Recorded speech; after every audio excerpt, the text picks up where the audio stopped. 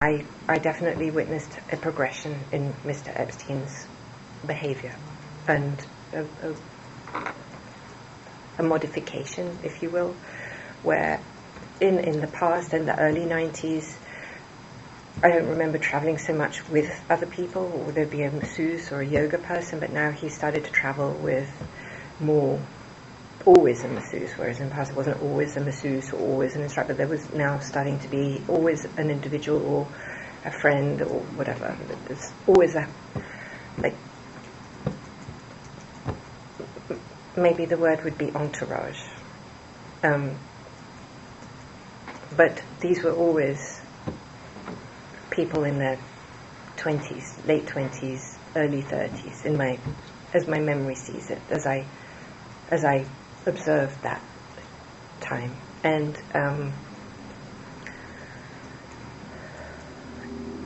he tasked me with finding a local masseuse for him in St. Thomas, because sometimes, even though I say he would always travel with an entourage, sometimes he didn't, and he wanted to have a massage locally. So I visited the spas that were local in St. Thomas and in St. John. And if I met someone, a man or a woman actually, because it was difficult to find somebody in St. Thomas, it's not exactly, so, and I did find a couple of people who would come, so that's how they came. Because also it was a schlep, so if you had somebody who came, it would be, you'd have to, boat ride and several hours. It wasn't just it's not like arriving with your massage table and stuff, so there was that. So I did do that. So did, over the years, males also give massages to Mr. Epstein? Yes. I did say, I don't think, at the beginning, definitely, and I would say towards sort of, again, late 90s, I don't remember any men. They were at the beginning, I think, in that, towards the late 90s, I kind of think of any men, I only think of women. Did you, you talk about entourage flying, right now we're talking about to the island, did you observe any sexual, I was going to say misconduct, but any sex at all whatsoever on the plane? Never on the plane, no. Was there a part of the plane that was closed off from others where Mr. Epstein could go and get a massage or whatever? Okay, so that's a good question. So there were two planes. So you had there was a Gulfstream, and that's open plan. So anything, there was a sofa that turned into a bed, and he did sleep on that.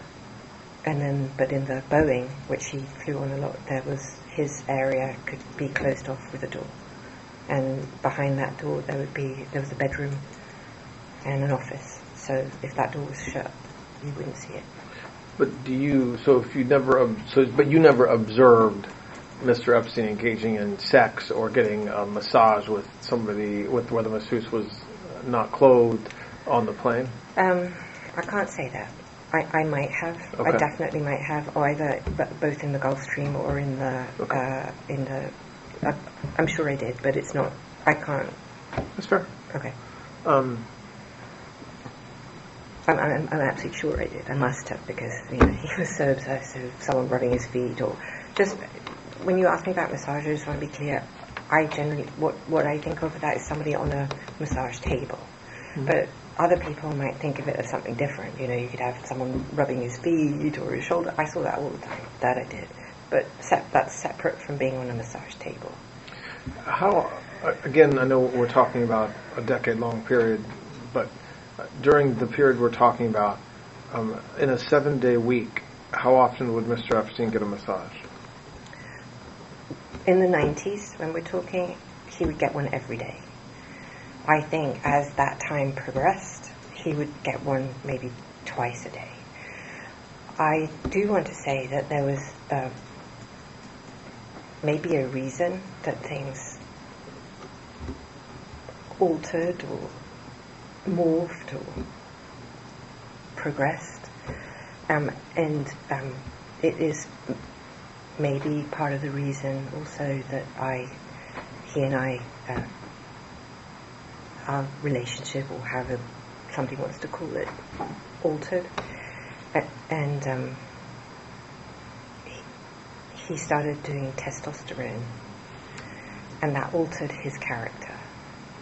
And I believe that started in the late 90s. And I believe that the FBI has his medical records, and you may see that on his medical records.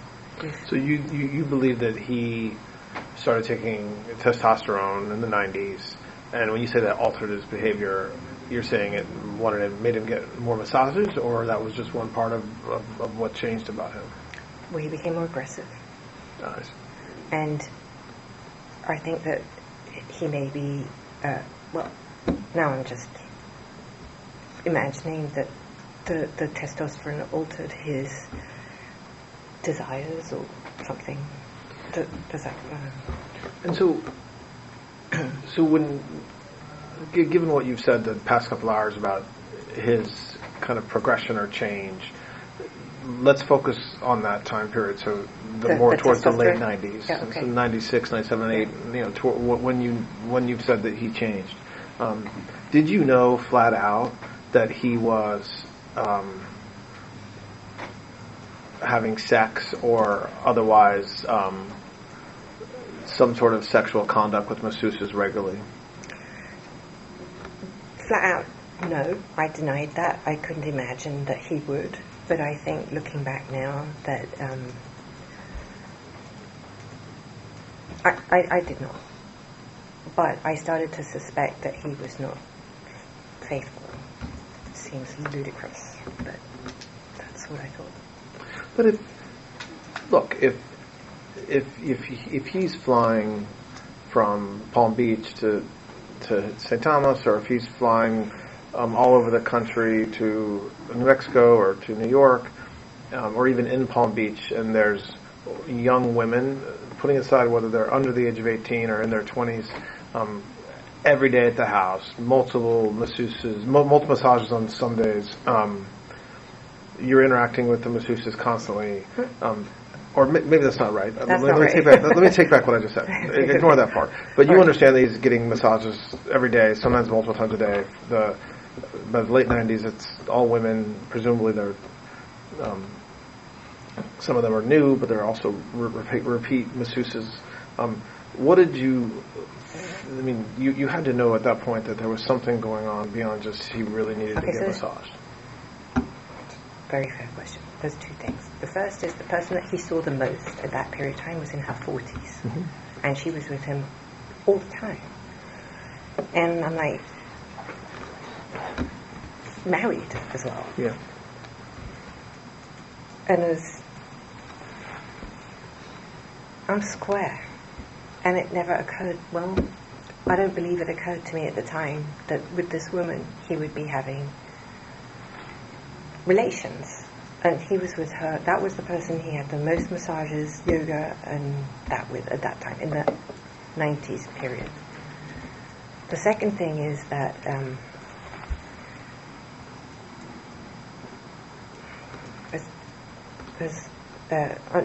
he told me he had difficulty having an erection, and I believed him. When you said he said that, you mean he regularly told you that? Because when I didn't have sex with him after the first time, and it took, so I asked him, was it me? And he told me it was him. And I'd never, up until this moment in my life, I'm not stupid, I'm very bright. I've had an excellent education. I travelled all over the world. I had boyfriends. But I had never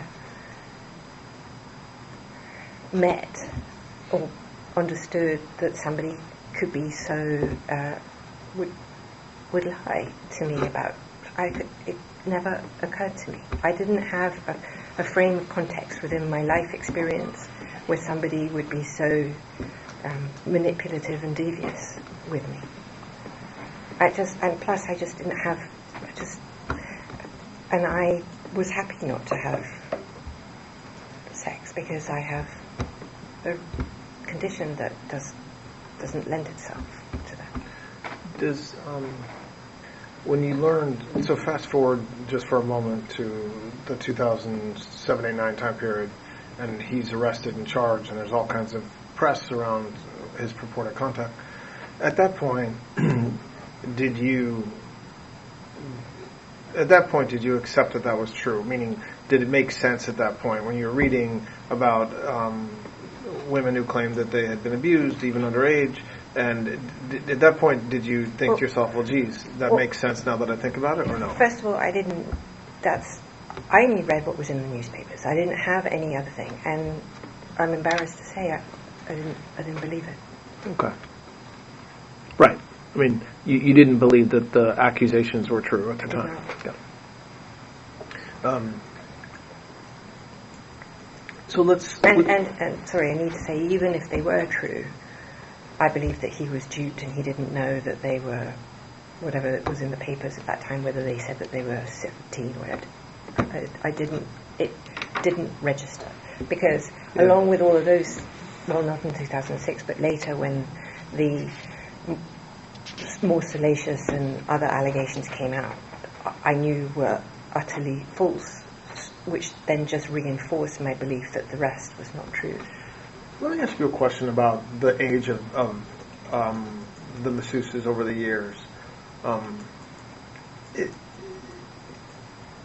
think in my mind there's a difference between you knowing or not knowing that a masseuse is under the age of 18 and coming to give a massage, and you knowing that Mr. Epstein, sexually abused the underage person or made her strip or something like that. Meaning, and I want to understand whether you believe that nobody that came to give massages, none of the women were under 18, or that you didn't focus on their age, but you were more focused on whether any underage woman was abused by him. I think it's better to answer this question with corroborating evidence and then go back and explain. So if I frame your understanding of what I'm saying. My understanding is that in 2008, they had interviewed 44 women, let's say, or around that number. Mm-hmm. You have to understand, not a single one of those 44 women mentioned me in a single report. And it's not because... Go back. They didn't mention me in the report because they never met me, they never saw me, and they never interacted with me. So, to go back to your question, it's not that I thought one way or another, it's that I didn't see them. Okay. I see. Okay. Does that... Yeah, no, that's helpful. So... But when I say not one single one of those reports talks about me. And I just want to clarify exactly, because I'm obviously aware that one of those girls was one of the witnesses in my trial, specifically.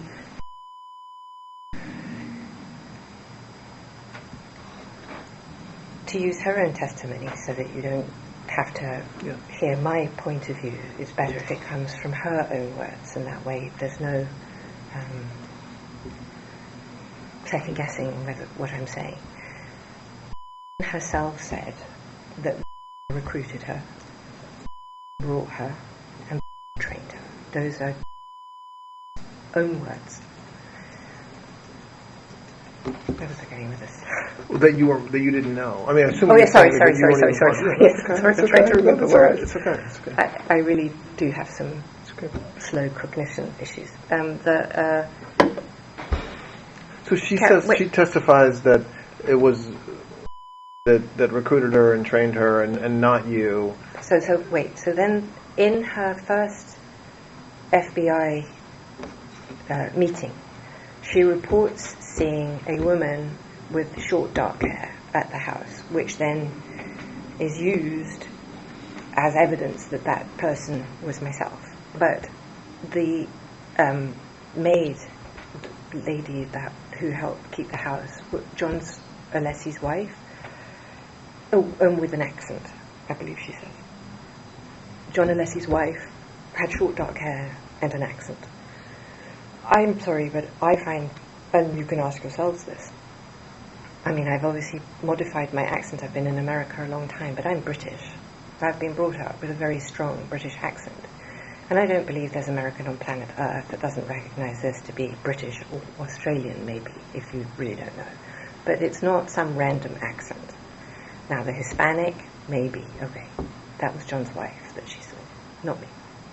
And I'd like to point out further how you potentially through her own words, she identified. Why don't we okay. stop there and let them ask the next Sorry. question? Yeah, So, okay. so just, and look, I want to try to. I think probably tomorrow I want to talk more about kind of the evidence against you and how to address that. So okay, sorry. No, don't apologize. That's helpful, but I don't want you to be burdened. I want you to just tell the truth the best you can. So I don't want you to be burdened by what people said at trial or what you know the press says about you. I just thought it was illustrative when you asked me the question, because it doesn't. I did not. I absolutely have no memory at any. Now I'm leaving separate to this, obviously, so that's a separate story. I'm not going to pretend. Well, we'll get to yes. Go ahead. But in the terms of the scheme or whatever, however you want to determine what you're calling that, I have no memory, no active anything of having seen anybody that resembles a child, let's call it what it is, at that house giving him a massage. At all. It's not even like I did this. It's an at all. And 44 people didn't see me or talk about me either, including.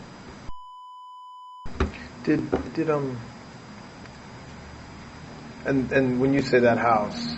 Oh, sorry, Palm Beach. Yeah, no, I understand what you mean, but does the same memory or lack thereof apply to on planes in New Mexico, in New York, with some other important caveats. On that, Bajorlin Jane in my trial was clearly underage, clearly a child, and I only saw her in Palm Beach, and I only saw her with her mother. The other person who's clearly also not an adult or even close, I believe, I remember her now, but that would be the only two, or three, whatever that is. So, did you ever know Mr. Epstein to communicate with FBI agents, either like intelligence FBI agents, like as a source, or just generally with FBI agents? No. Do you think if he had done that, you would have known, like he would have told you something like that? Like if I said to you, Mr. Epstein was a source for the FBI, would you say, that's crazy, no he wasn't, or maybe he was, he would have told me that anyway? I have two answers for that. I think if he was for real, I think he would have bragged about it to me as a show-off, because he could be a show-off. And if he wasn't, he might have dropped it like he was cool. And I don't remember him doing either. Now, with, again, the caveat that before I met him, finding money, I think he may have suggested that there were some people who helped him, but that's the only context that I recall that in. What do you mean by that? When you said finding money, what do you mean? Well, his business where remember I told you, I think in that context, he showed me a photograph that he had with some African warlords or something that he told me, and, I don't remember if that's what I interpreted, like that kind of thing, or whether it was something like that. That's the only actual active memory I have of something nefarious. I don't even know if it was nefarious, but covert, I suppose, would be the word. And what about any other intelligence agency, like the CIA or Defense Intelligence or any other law enforcement agency?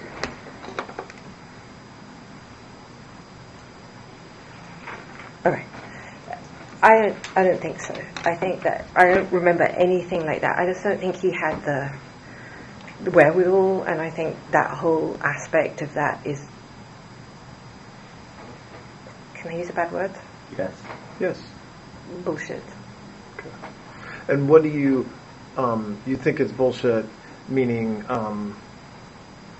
what do you mean? Would you have known if he was? Would he have been bragging to you? Would he have been saying these things? I think he was, because I think. Well, sorry. I think that.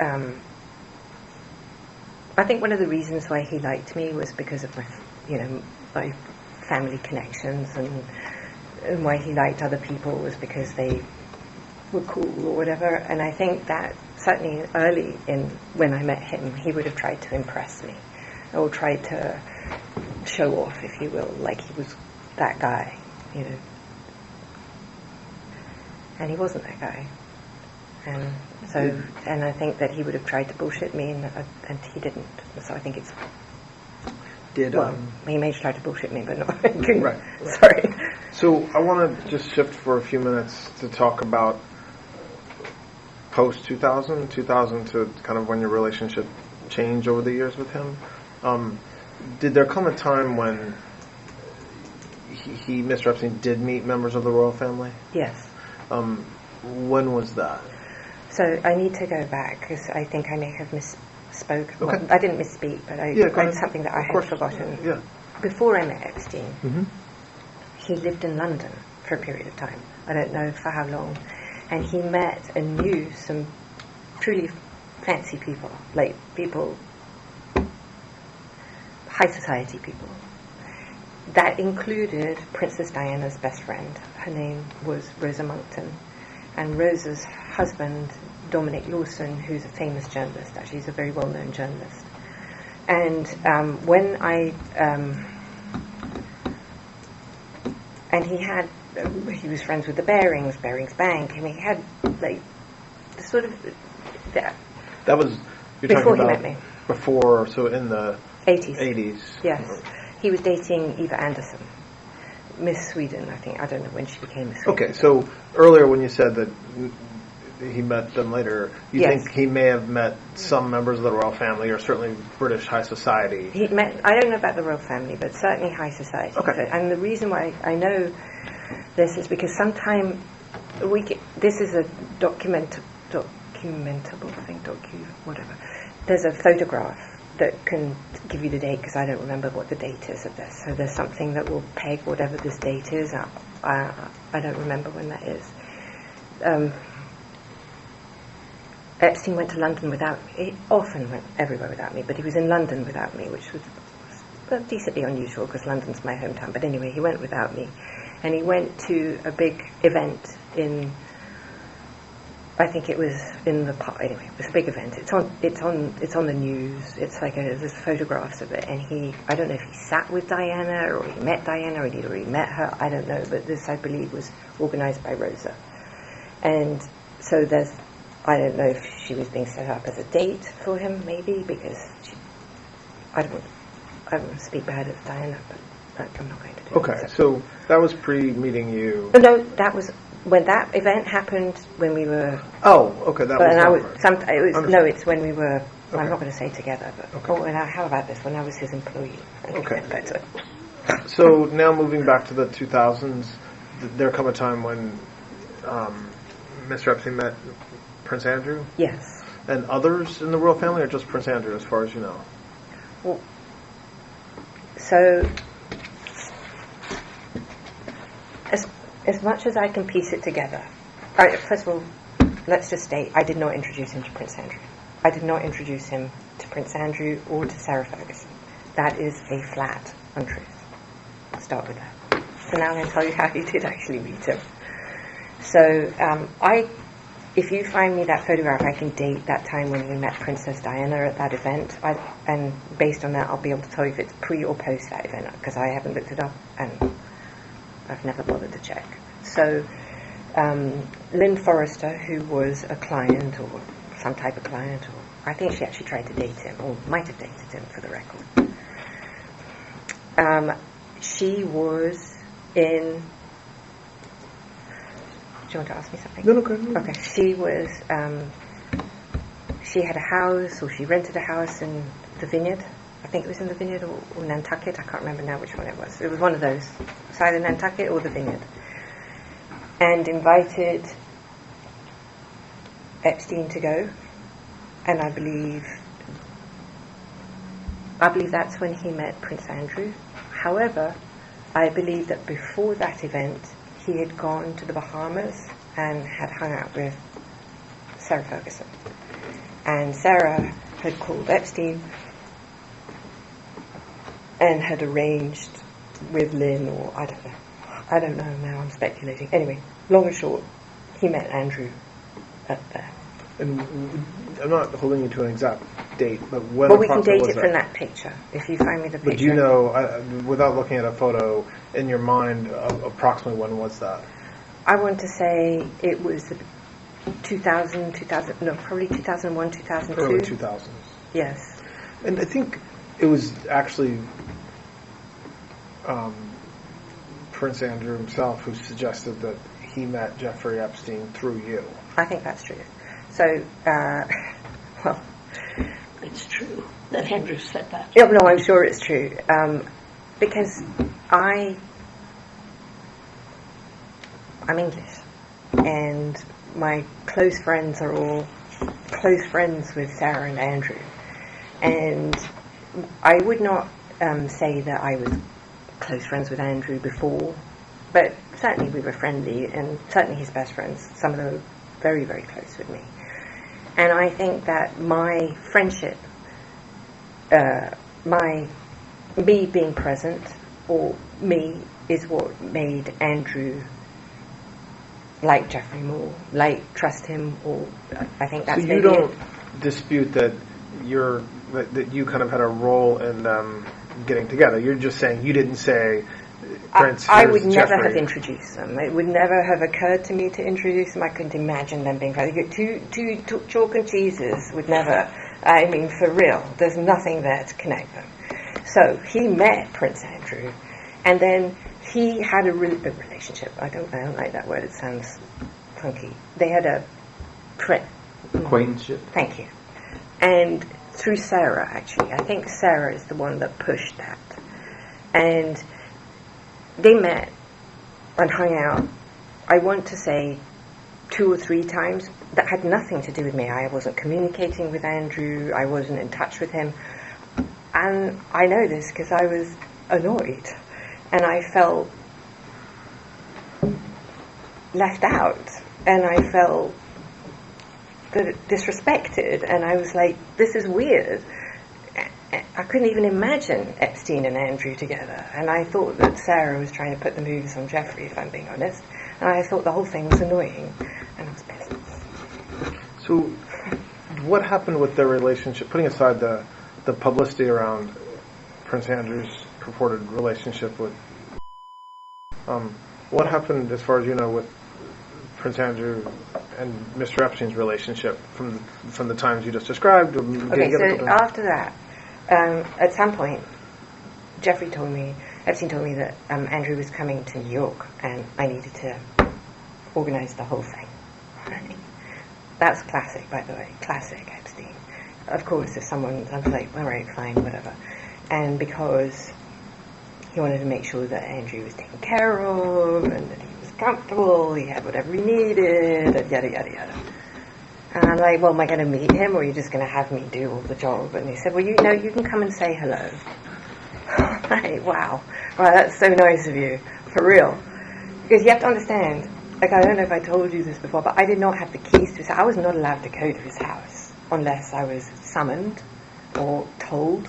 I was not allowed to answer his phones. We can go there. But anyway, so this, we can tell, was a bit of a sore point, perhaps.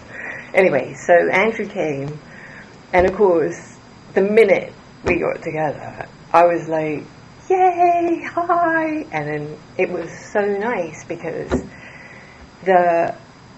the difference of being in England with Prince Andrew versus being in New York without all the bullshit was insane. And our friendship just like lit up like this.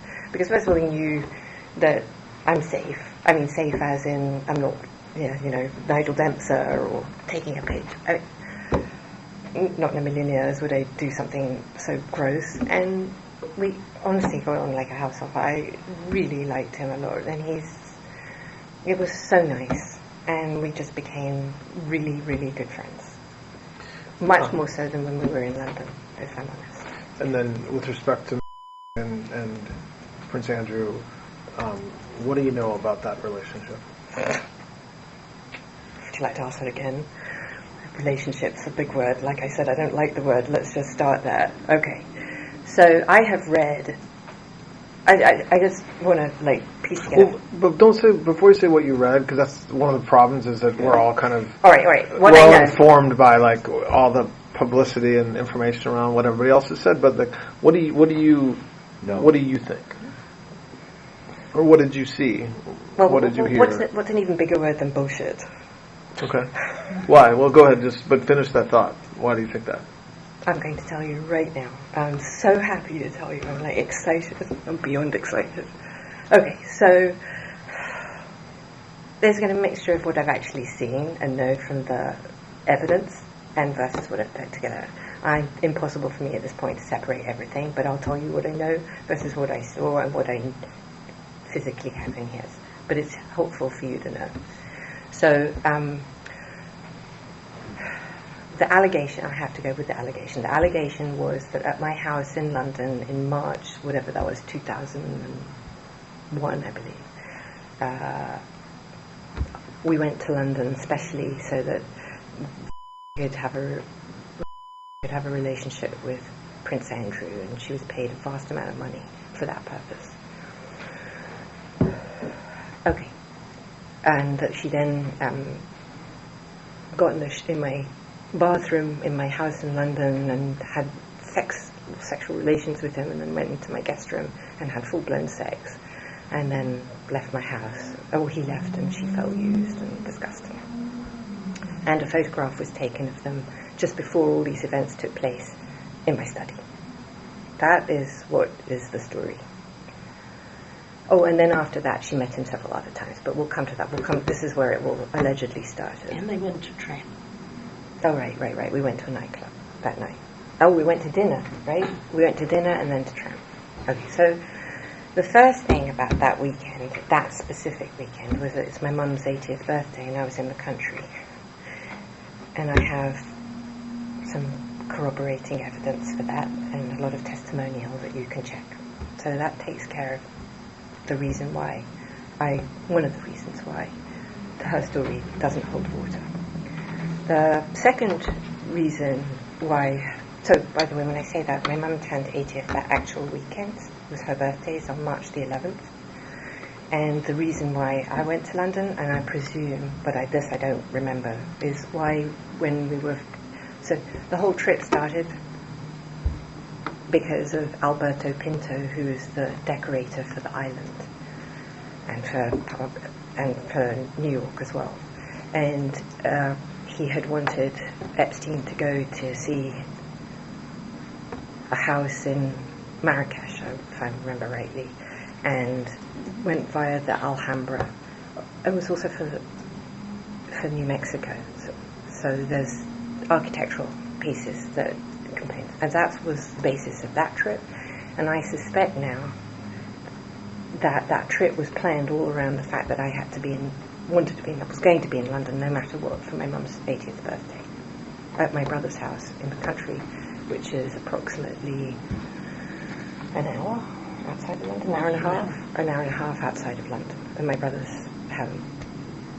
And we all congregated on the Saturday for her birthday celebration on the Sunday, and then we left. So that's that. The second reason why, probably maybe even the more important reason than my mum's birthday, that I think it's absolute rubbish, is that Prince Andrew, the idea of him doing anything of that nature in my house that's the size of this room is so mind-blowingly not conceivable to me as the man, or what I just can't even. No. Is there any way that it could have happened? No. Okay. Describe the physical plan. Oh, the physical. So,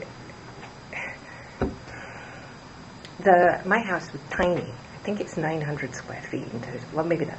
Is that right? Maybe 9. It is on 3 floors, however. So you're talking about it's a jewel. It used to be a stable for a horse. It was the stables for the big houses. It was the little poor man's home behind the rich man's home. It's a jewel. Was a gorgeous little place, but it is the size of a nut. If you make a noise, let's say a little burp or something, you'd hear it. It just, where she says that they had relations in a bathroom, first of all, the bath is an old Victorian bath. I'm quite small. It's tight for me. I put my brother in there to see what would happen, and it looks like a blivet, which is a sausage in a very tight skin. So her description of whatever the 2 people were doing in the tub, that would work. The bathroom itself is so small you can't lie flat on the floor, so it couldn't happen on the floor because you physically can't. This bathroom is too small to even be on the floor. And then the kicker of all kickers is that because the bathroom was so small, I decorated it to try and make it look huge, which meant that I put mirrors the whole way around it.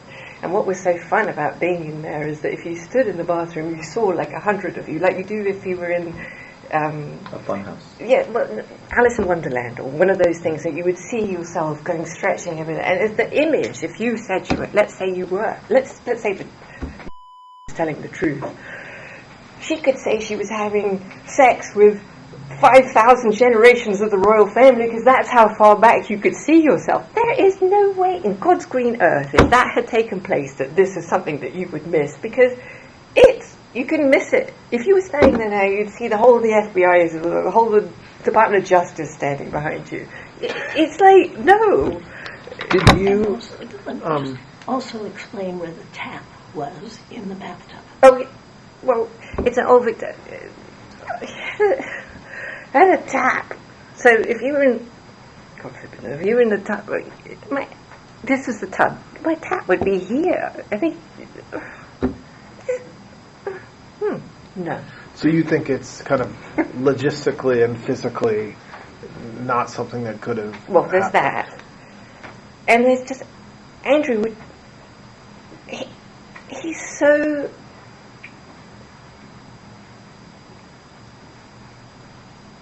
English. He's so. He had a tie on. Do you think there's any way it could have happened or no? Absolutely, Okay. No way, no how, absolutely not. Wait, I haven't finished. So, on her. No. Oh, sorry. No, go ahead. Go ahead. It's his meeting. No, go ahead. Go. Finish, please. Go ahead. Go ahead. Sorry. Can I finish? When all this nonsense took place, where this whole story with the picture and the this and the that and this bullshit, I believe that this whole thing was manufactured, and I can point you to some potentially corroborating evidence of this. So when she gave the photograph to the FBI in Australia, just to be clear, the photograph you're talking about the famous one yeah, where I have an image of it where here. You Prince want to look at Andrew's it. holding and you're in the background. The fake. Just to be clear. So, on the back of that, and this is in the Discovery, by the way. I don't know if it's in, I don't know which Discovery I saw it in now, but this is it. She wrote in the back that it was a picture that was taken in January of 2000 or 2001, I don't remember. Okay. So now, in her handwriting that she's giving the FBI this picture, suddenly now it's March. So how do you go from her writing it's January to March? It's because that's the only one that fit with the flight logs. that when she could be in London and this took place. The second thing is that, I'm so excited to tell you this. There is a journalist. I know you guys quite, or the fake news is at work here. So there's a journalist called Sharon Churcher. There is a lawyer called Brad Edwards. These two, and there is a Southern District of Florida prosecutor called Villafana. I would very much look forward to showing you the relationship between these three parties that created that story. Why? Well, without putting aside the relationship, why do you think they created that story? I believe that story was created for the purposes of, well, there are multiple. The first one is financial. Mm. The second one is for the purposes of the CVRA case. The third one was for the serialization both of her book and in the papers for the story to attack the royal family. And just as a... So, I think when you were just asked about the photo, you said you actually thought the photo was fake. Do you think it was just misstated, or do you think it's literally a fake photo? I believe it's literally a fake photo. Why do you think that? Well, first of all, I don't remember it. We'll start. But right, okay. But the outfit I'm wearing is the outfit from my mum's birthday party. So, but you don't have any... Do you dispute that they met each other? Do you know whether they've met each other? I do not know that they met. Okay, so you not only... So you think the photograph is fake, but you also are not even positive they actually ever met each other. I am not. So you don't have a specific recollection of kind of being at an event or a party or your apartment or your flat in London with Prince Andrew and... Absolutely not. She doesn't know one way or the other. I understand that, yeah. I want you to know that the reason why I'm not hesitant. I don't have any memory of that. So that's not the issue. The issue is, could Andrew have come to the house to see me or see Epstein and say hi and she had been there? Yes. I can't say that didn't happen. But what I can absolutely categorically say is that I never at any time set Andrew up to have relations with her or any other human being ever. And I can categorically state that her characterization of whatever may or may not have happened could physically would just know. And plus, I was in the country, so all of that's just not conceivable. Did you attend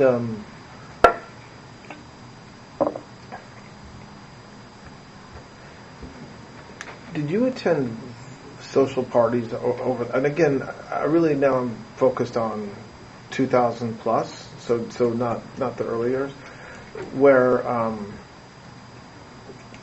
Mr. Epstein would host the party or be a big part of the hosting of the party, and some of or many of the young women who were masseuses would be invited to the party as guests or as entertainment.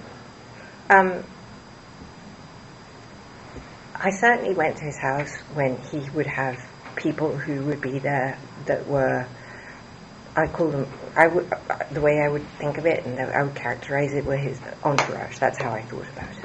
And that certainly was in the later 2000s, yes. Did you attend any weddings of famous people with Mr. Epstein? Again, I'm mostly focused on post 2000, but if there's something that comes to mind in the 90s, that's fine as well. A wedding? Weddings. With Epstein? I don't think I ever went to a wedding with Epstein. I can't think of a wedding that I ever went to with him. Do you know, so you don't remember, you didn't attend President Clinton's daughter's wedding? I did. Chelsea Clinton's? But that wasn't with Mr. Epstein? No, it was with Ted Wade. My boyfriend. Say it again? With Ted Waite, my boyfriend. Okay. Do you know whether Mr. Epstein was at that wedding? He was not. And how did you have a relationship? Well, why did you get invited to that wedding? Because Ted and Clinton were very close. And how were you close to them? Like, what was the reason you were close to them? I met President Clinton. First of all, I went to the White House with Epstein once for, I think it was for a historical, like one of those benefits. And I met the president then, but like 1,000 other people shook his hand. Then after that, I had a good friend of mine that was known to be the mayor of Miami Beach, Philip Levine, and Philip and the president were very good friends. And Philip and I were very good friends, and so I actually was introduced to the president post his coming out of the White House and became friendly with him because of Philip Levine. Because of what? Philip Levine. There's some names that have been publicly associated with Mr. Epstein that I just want to ask you if you know about. Piers Morgan. Is friendly with who? With Mr. Epstein. I have no idea. Never. I doubt it. Yeah, there's no trick question. I'm not suggesting that I know the answer to it. I'm genuinely just asking. I would be astonished. I can't imagine they'd have anything in common either. How about friends with Piers Morgan? I've met him. I met him at an event in Manhattan.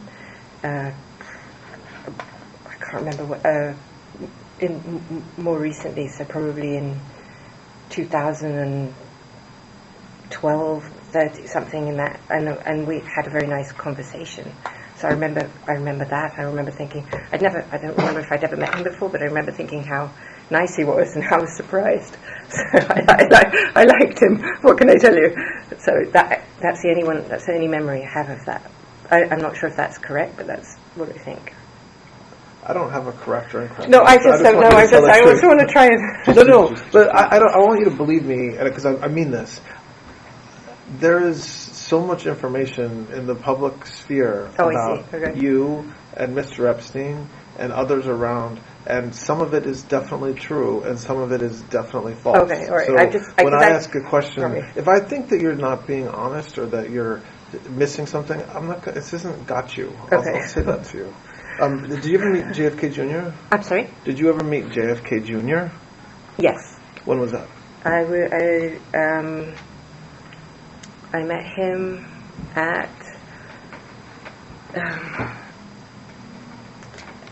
Andrew Cuomo's wedding? No. Kerry's wedding. Kerry's wedding? Who did Kerry marry? Andrew Cuomo. Yes, sorry. Okay. Andrew Cuomo's wedding. And when would that have been approximately? 1990?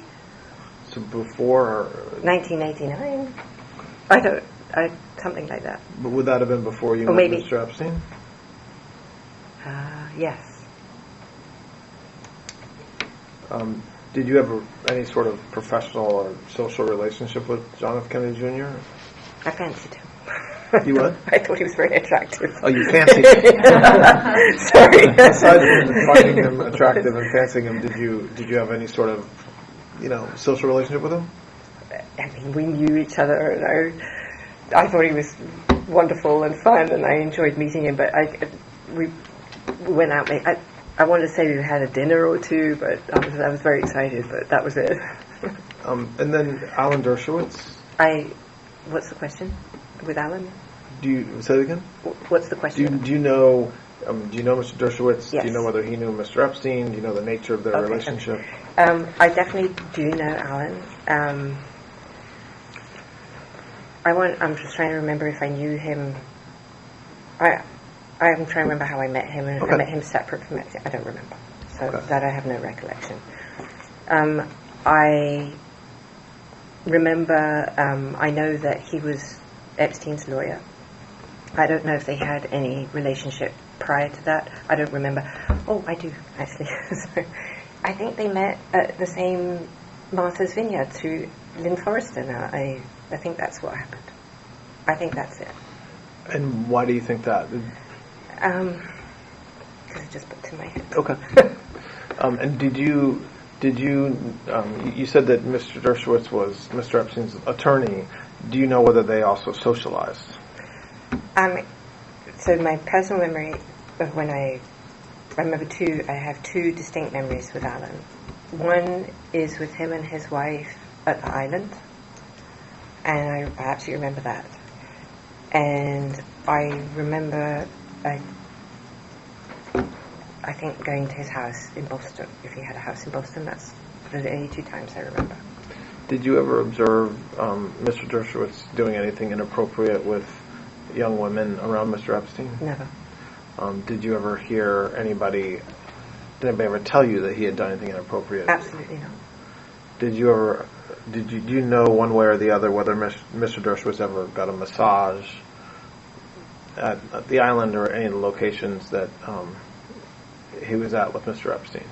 I don't remember anything about him ever getting a massage. I don't ever have any recollection. I don't believe I ever even saw him in a bathroom.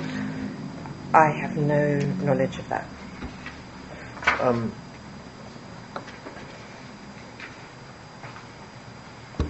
I'm jumping around a little bit. You mentioned, I think, briefly, but the Terra Mar project? Yes. What is that? I founded Terra Mar the idea of Terra Mar came, I think, in 2010. So I want to just explain Terra Mar a little bit. So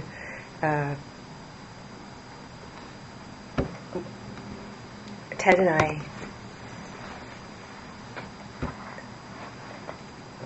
bought a boat. Well, Ted bought the boat. And the basis of the boat was to do explorations and sea exploratory stuff. This really started because I have had since I was a child a love of the ocean and everything aquatic, and I've always been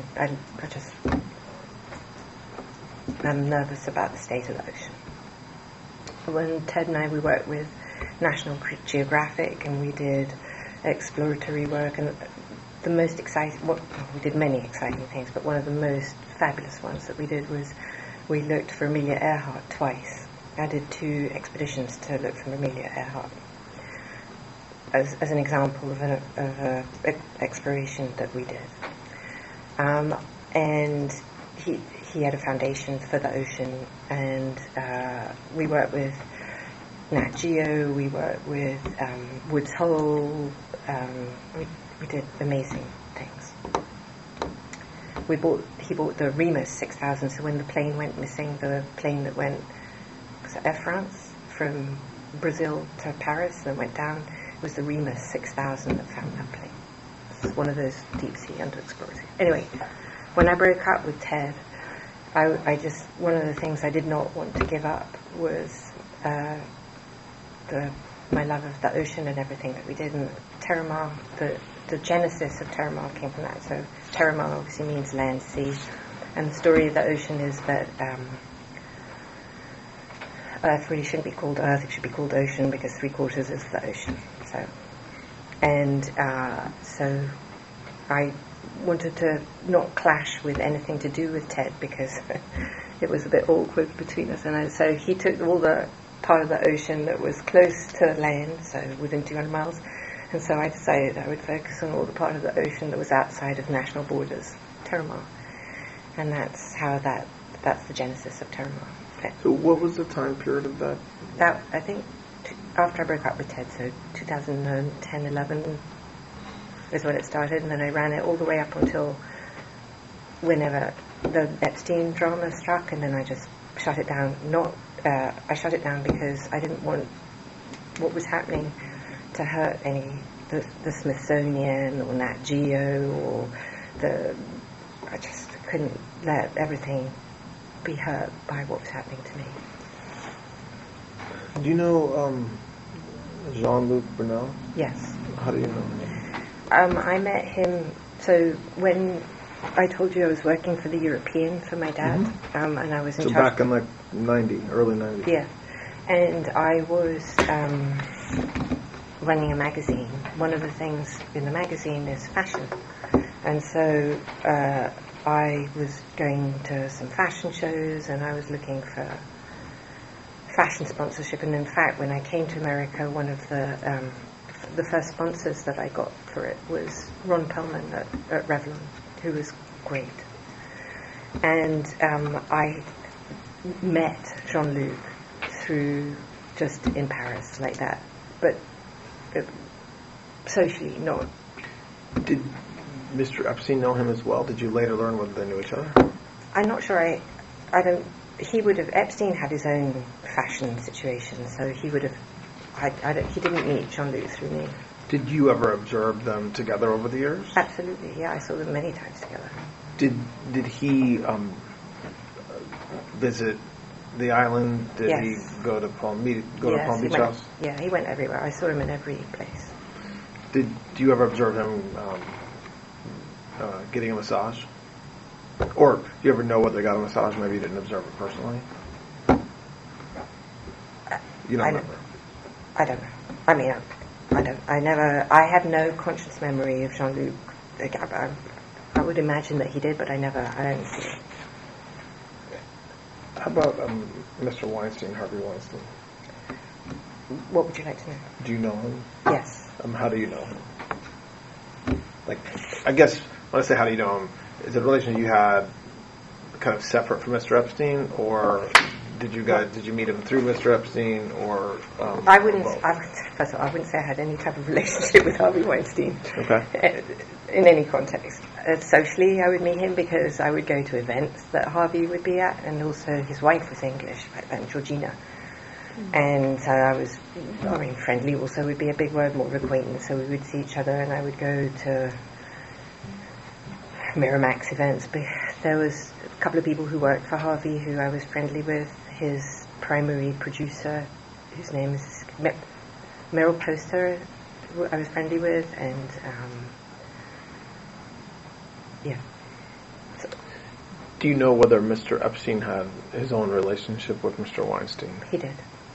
Did they socialize together at the island or in Palm Beach or New Mexico? I never saw Harvey at any of Epstein's houses, so socialized. I don't know that they were friends. I mean, I can't see them together either. I mean, literally. But I know that they certainly do that. I would imagine, and in fact, I think I have a memory, but I can't, that when Harvey was trying to raise money for whatever his business was called, I can't remember what his business was called. Maybe he went there because Epstein was good at raising money. I just don't know. But I never saw them. I don't recall seeing Harvey in any of the properties. Let's go a few more minutes and take a break. I know it's after lunch. So we talked several hours ago about your father and his business a little bit. After your father passed, do you know whether Mr. Epstein was involved in your family business that you know of? Absolutely not. In any respect. First of all, there was no family business left. Start with that problem. And the second one is, my family didn't like him very much. And they were busy dealing with their own problems, and there was no relationship whatsoever. I mean, my mum and he got along quite well. That was it. But she's an old lady. He was nice to her. We're now being a little repetitive, but you're confident that before you met Mr. Epstein, he didn't know your father, and so he wouldn't have done business with your father's companies in the 80s either. Absolutely not. I'm 100% sure of that. I never met him, I never saw him, I never heard his name. No, nothing. So,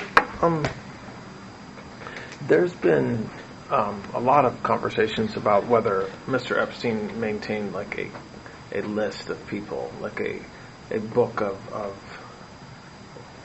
famous people that he knew, it's called a black book or a client list or a list Did you know of the existence of any such list? There is no list.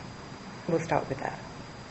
The genesis of that story I can actually trace for you from its absolute inception, if that is what you're interested in. Well, first, to be sure, there is no list, there's no client list, nothing like that.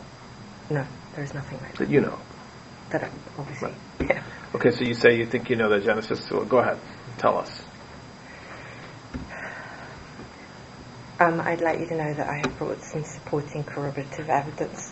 We'll tell you what it is Well, too, why and don't then you we'll get the tell it corroboration. first? Yeah, Okay. go ahead. Is this? Do you want to take a break here? Because this is a long. This It's a is long the story. story. Yeah, Yeah, this let's take a break. Yeah, let's take a break. All right, the time is 2:03, and we're going to take a break right now.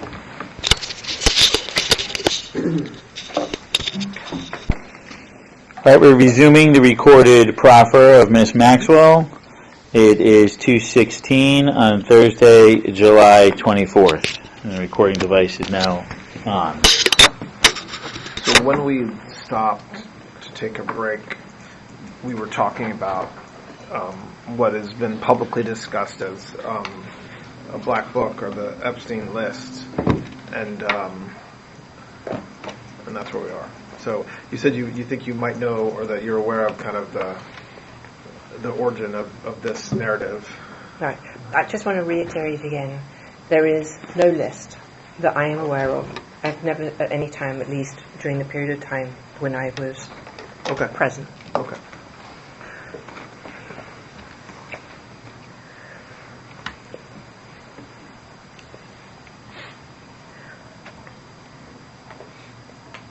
The origin of this story, I believe, begins, or it has a beginning in 2009, and then it has a prequel, but we have to start in 2009. In 2009, there is Epstein is, I think, out of jail. And there are civil suits taking place. Many of these are coming out of a disgraced law firm, Rothstein, Rosenfeld and Adler.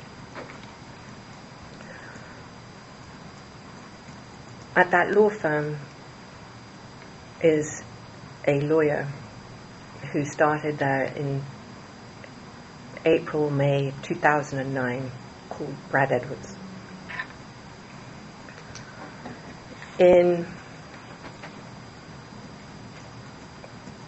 2009, allegedly, the FBI gets a call in October of 2009 from Brad Edwards. He allegedly tells them that he has come across a piece of evidence that belongs to Epstein that contains a list of all of his clients and victims, underage girls, massage therapists, and and the men who are having sex with them. And Brad Edwards becomes a cooperating witness, confidential informant for them, and in a sting operation obtains the list from a former butler of Epstein's called Alfredo Rodriguez. And it becomes evidence in the civil suit.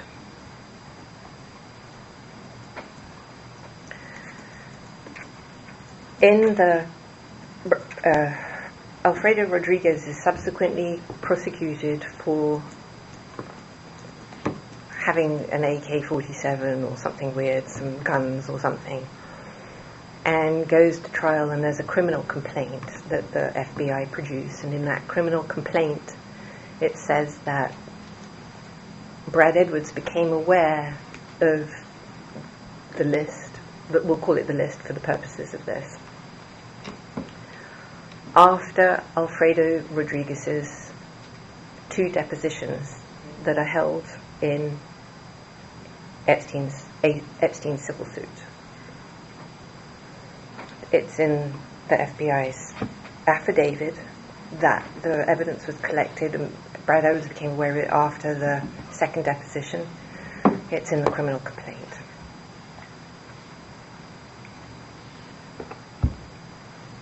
The truth is different from what's in both the criminal complaint and in the FBI affidavit, and in Brad Edwards' own statements on the subject. The truth is that Alfredo Rodriguez was deposed twice, once in July and once in August. And in the July deposition, told Brad Edwards that he had handwritten notes or a journal or whatever in the deposition. And Brad Edwards replies, well, we're going to come back for a 2nd deposition. And the 2nd deposition takes place in August. What this means is that Brad Edwards had access to the list from sometime between July and August until when he actually called the FBI in October. So we're talking 6 months or so.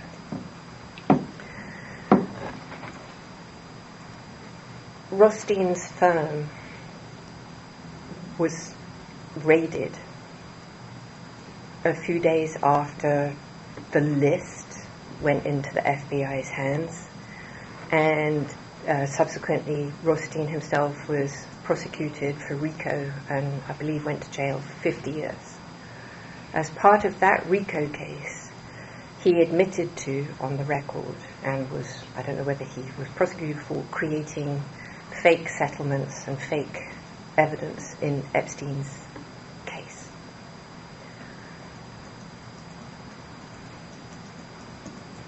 In 2009, simultaneously whilst this was going on, my boyfriend, Ted Waite, was asked for $10 million to keep me out of any of Epstein's civil suits. Up until then, I had not been in any of Epstein's civil suits. In fact, I wasn't even sure, save for the first time I was mentioned was by I was basically nowhere. And then Ted was called for this $10 million and had been shown, his people had been shown evidence that included the list,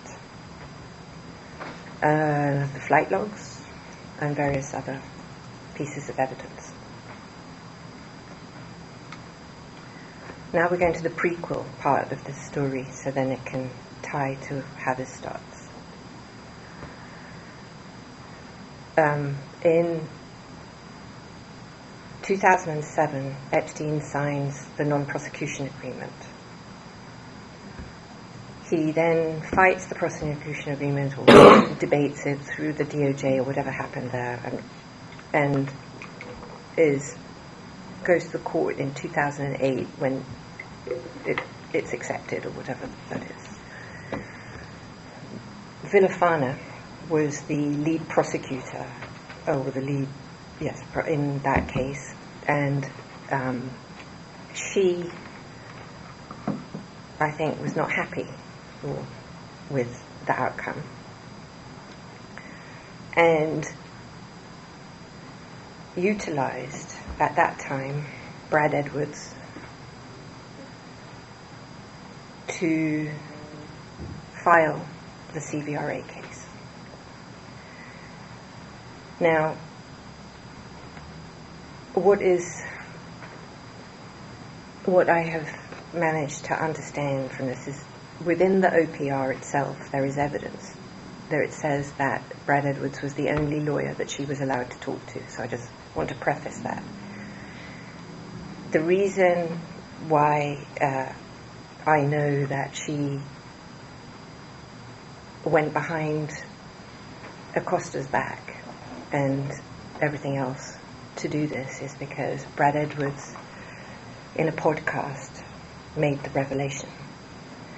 What he says is that he'd never heard of the CVRA case before, and Villafana called him and told him to file it. The sole purpose of the CVRA was to overturn the non-prosecution agreement.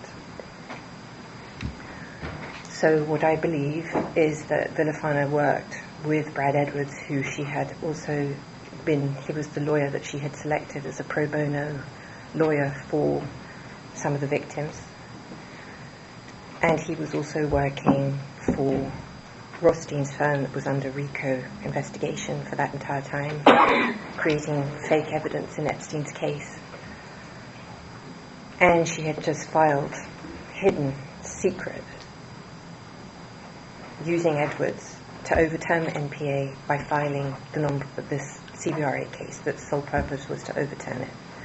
And so when he approached her with the list, this was part of the effort to utilize and find new evidence to support the overturning either of the NPA and or of a new case against Epstein. Because Brad Edwards, or I don't know if it was Brad Edwards, because Rothstein's firm asked my then boyfriend for $10 million to kick me out of suits that I had no knowledge of at that time whatsoever, I now know that the base of this story was a blackmail of a billionaire, because Ted Waite was a multi-billionaire. He had everything. He was way, way more wealthy than Epstein, if anyone cares.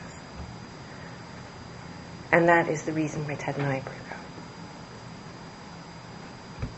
Or was the basis of it. So, and that list was created, so then the masseuses that were on that list, I've never heard of some of them. I not even from the civil suits that had come up since I've seen it. This is me now knowing what's in the list today. And I believe that, Alfredo Rodriguez, so there's a metamorphosis of this list. So the original statement that Brad Edwards makes that's in the documents contemporaneously is that it's pieces of paper that Alfredo has. It then morphs into something that Alfredo took, a book that Alfredo took from Epstein's computer, but there's no computer, I know, certainly not in 2005 when this was allegedly taken, that came out as a book. And then it morphed into, at the civil time of my civil cases, into a book that was taken from my computer. And then it morphed into the Southern District of New York as a combination list of mine and Epstein's. That is a metamorphosis through documents that you can trace. So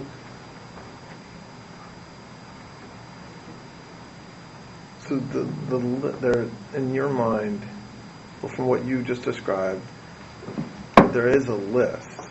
It's just manufactured. I mean, have you seen the list even fake? Like, do you know? I haven't seen it, but So what I was confused. So I guess my thing is that what Brad Edwards says in all of these things is in the paperwork and whatnot. And then, so all this story is basically controlled by 5 people. There's 4 alleged victims that speak about the list and the blackmail and the men and the sex and whatnot. And the lawyers, and now the prosecutors, sorry, the Southern District of New York for sure. But no one else. None of these stories carry from any of the 44 alleged original victims. They never ever say that they were farmed out to anybody. But the list itself? Yes. Where is it? There is no list, but Brad Edwards said that that's he what I was a little created bit the confused list. about. Sorry, he created a list. So in that book that Alfredo Rodriguez produced that became evidence, Exhibit 52 in my trial, it has markings all over it, circles and dots and whatnot. And Brad Edwards says that he got Alfredo Rodriguez to mark up the book of all the people who were involved. It includes Alan Dershowitz, for the record, who's marked. I don't remember what it does with Donald Trump. I don't know. You'd have to look. I don't have it. But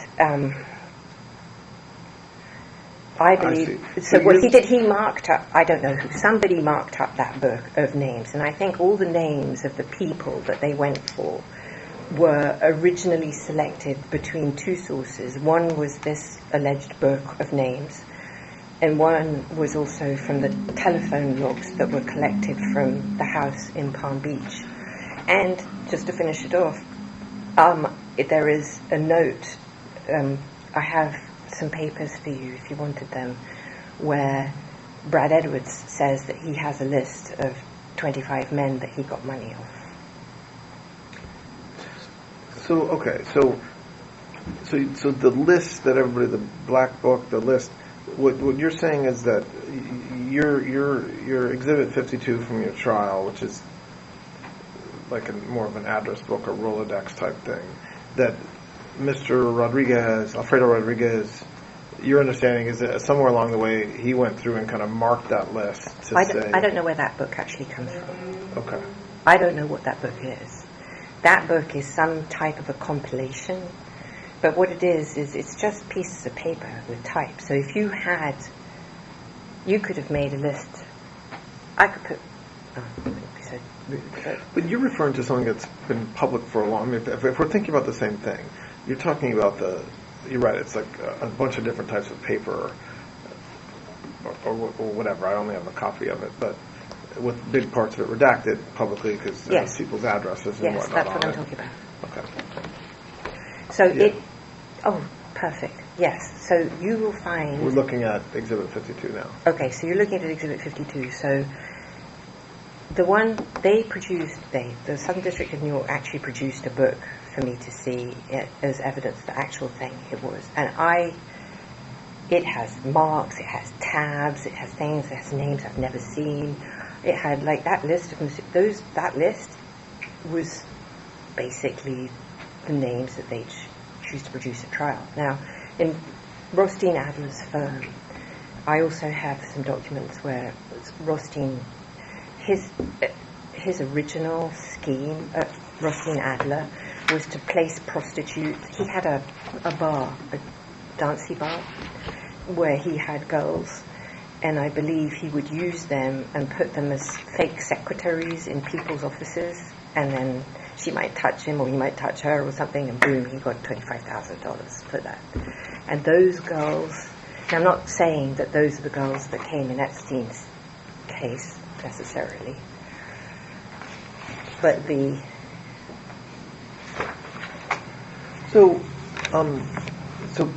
but again, we're separating the evidence that came in at your trial and what you just talked about with Brad Edwards and Mr. Rodriguez.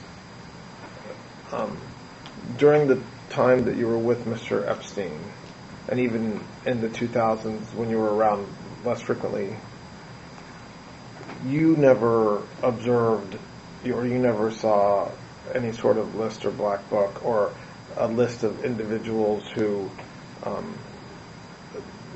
linked to certain masseuses or absolutely anything not. like that? Absolutely no. There is no list. There is no. I'm not aware of any blackmail. I never heard that. I never saw it, and I never imagined it. While we're on this topic, just again, I know we're jumping around and we've been going at it for a while, so I apologize. But there's recently been reports about a birthday book that you assembled for Mr. Epstein, I think for his 50th birthday in 2003. That's true. What do you know about that? So,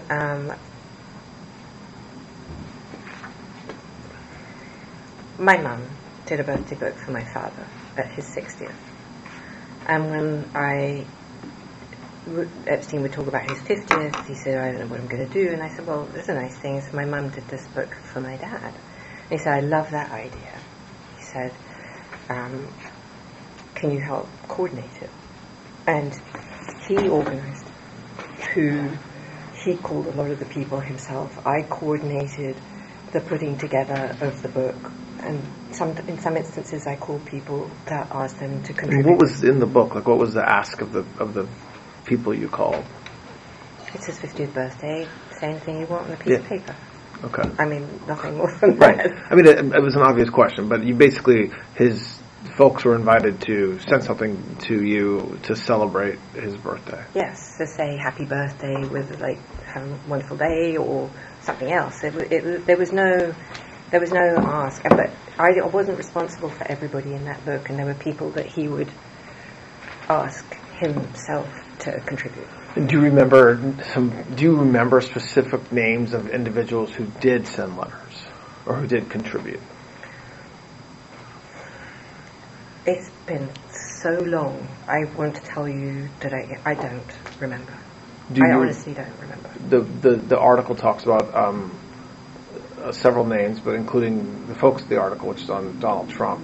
Do you remember President Trump submitting a letter or a card or a note?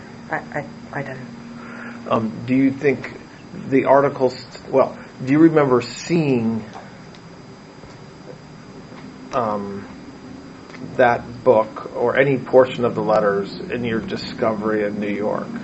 Yes. Okay, what do you remember seeing? I remember there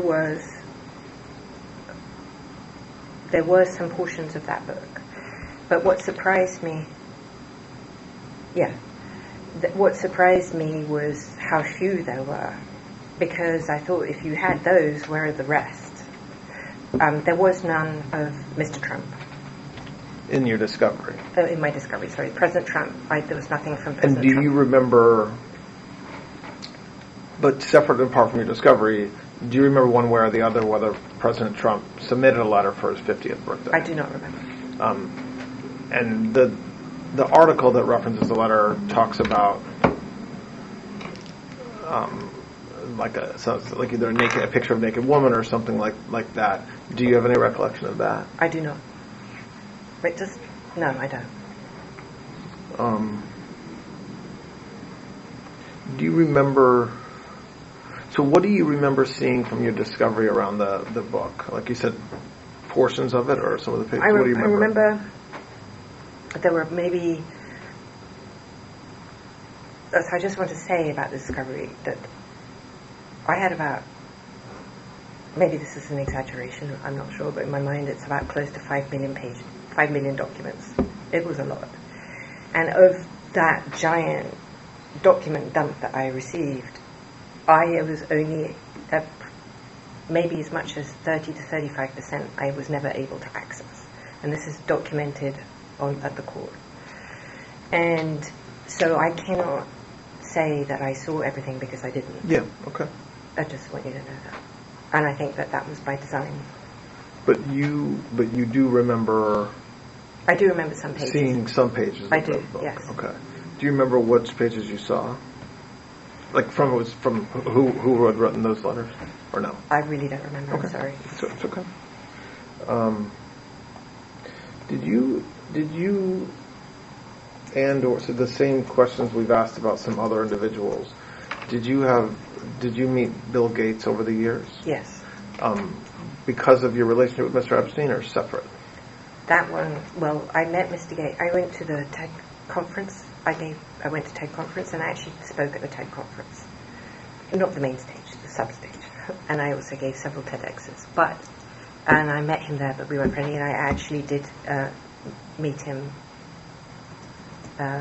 because I knew I don't know if he was chief of staff or whoever, Boris. And I met him, I think, once. I may have met him actually at 71st Street. I may have once. I don't remember if I met him there or at a restaurant. I don't remember. And that would have been because of Epstein, because Epstein was friendly with Boris, and Boris. That's all I remember. Do you know whether Mr. Gates traveled with Mr. Epstein on his plane to any of his houses? So if that friendship was after, it was in the late 2000s, so if I met him, like I said, I went to Epstein's house maybe once or twice, and maybe I met him there, I don't remember. So you don't... So I wouldn't know if he had been on Epstein's And plane. you don't recall ever being on like a plane with him flying to the island or to anywhere? No.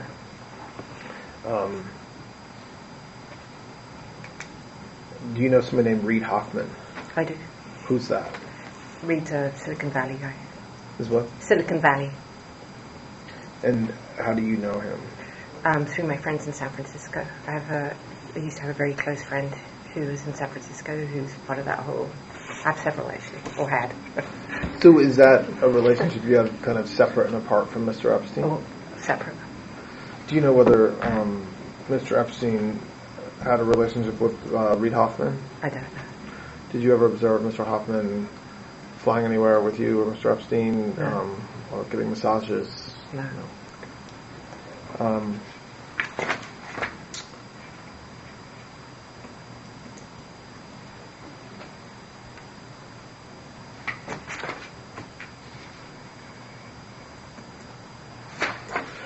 So there's a list of multiple masseuses that is floating around. I think you had in your discovery. I think you were just talking about that. That list. Do you know how that list was created? No. All that stuff that came out of that book, I now find suspect. It's part of the story you just told us. Yes. Now, I'm not saying it's all fake. I don't know what's real and what's not. I don't know what name is true. Now that it's been, to my mind anyway, now that it has been, without a doubt, contaminated and possibly fraudulent, I'm not, I don't know. I mean, obviously the numbers that I recognize are my own, those are real, but how it was actually ended up put together and compiled and the purposes for it, for which then they blackmailed my boyfriend, now I'm just... No. Over the years, when you were serving as like the general manager, so the mid-90s all the way into the 2000s, did you or do you know whether anyone maintained a list of all the masseuses, like a running list? So there's three ways. So I know that the house itself, John Alessi had a Rolodex that he kept the names and numbers of all the people that came to the house so that he could call. So because I only was with Epstein even at best half the time. So when I was there, he had like his chief of staff who could find whatever he needed, and when I wasn't there, he had to rely on somebody else, right? So be that John Alessi or whoever else. So whoever was traveling with him or wherever he was, he needed somebody else to access information. So he had an assistant, chief, who was his secretary, who would be the one that would update his computer. Like everybody has an address book. But was what you're describing, which it makes sense. Was that a list of masseuses or a list of people that might need to be contacted, which would necessarily include a lot of masseuses? That's the latter.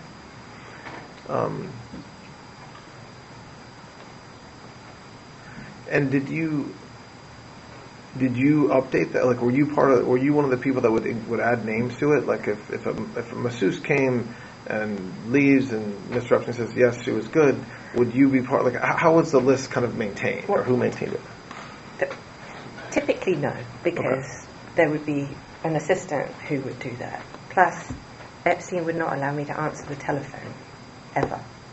So, or maintain or keep any of his messages in the office or at the house. So typically that wouldn't be, because I wouldn't be the one. Could I say to you I never did it? No, of course not, because that just seems ludicrous. But as a rule of thumb, the answer would be no. During the 2007-8-9 the investigation out of the Southern District of Florida, so you said that you weren't contacted by law enforcement. I was not. After Mr. Epstein was charged, did you have conversations with him about the investigation? He never talked to me about it. Did you? I mean, I can't. Let's put it this way: if he did, I have no recollection of it. I mean, I'm sure he must have said, "This is all whatever he said," or "It's nothing," or whatever. I mean, I just don't have any. I just don't have any memory. I mean, I was with Ted. I was like gone. I mean, plus, I just didn't want to know either, I suppose. So you don't know firsthand why the U.S. attorney in Florida made the deal that he did? Meaning you weren't part of that discussion along the way. Like Mr. Epstein didn't say, "I'm getting a good deal," or something's happening with the case that's very good. You to the extent you know anything about it, it's just from what you've heard or read from others, not from Mr. Epstein. Is that right? He never talked about the non-prosecution directly with me, no. But he did. But it's still enforceable as to her. I mean, he never said, "Hey, are you happy with this deal?" like that. But I understood. He never enjoined me to the MPA, but I understand that he included me specifically, and I'll tell you why. Well, it's okay. You don't need to get into that. No, I don't want to talk about the legal, Yeah. the what's on appeal. I'm just No, I would. Well, the reason for my question, just to be, I'm not trying to hide something. But there's a very strong belief that he got a very good deal, and that he should have been sentenced to more time or got a different sentence from the feds than a non-prosecution agreement. And I'm not asking you to opine on that, but I'm wondering whether he ever talked to you about that. But it sounds like he didn't. That he got a good deal? No. I think actually, well, his comments that I've read was that he didn't get a good deal, and I think that when he fought it so hard, it's because he didn't think he did. When he was serving his sentence, were you around during that time, like when he was allowed to leave during the day or travel during the day? I never called him. I never saw him, and I never went to the jail. So I'm going to ask you questions that you shouldn't read into them. I just want to know whether they resonate with you. Have you ever had any contact with any representative that you know of from Mossad, the Israeli intelligence agency? Can you ask me that again? Have you ever had any contact with an individual that you understand to be from Mossad, an Israeli intelligence agency? Well, not deliberately. Pardon me? Not deliberately. Okay. And did you know, we talked about this a little bit earlier, but just to put a finer point on it, did you ever know that were you ever told, do you ever think that Mr. Epstein was getting any money from any intelligence agency, including Mossad? I don't believe so, but I wouldn't know. I mean, I would be very surprised if he did. I don't think so. No. We've talked about a lot of names, and I'm sure there's some that we haven't covered. Are there any foreign nationals? So right now we've talked about some British, the royal family a little bit, and maybe high society folks in Britain. Were there any international businessmen or politicians that had a very close relationship or a close relationship with Mr. Epstein that we haven't already talked about? Off the top of my head, I can think of Ehud Barak.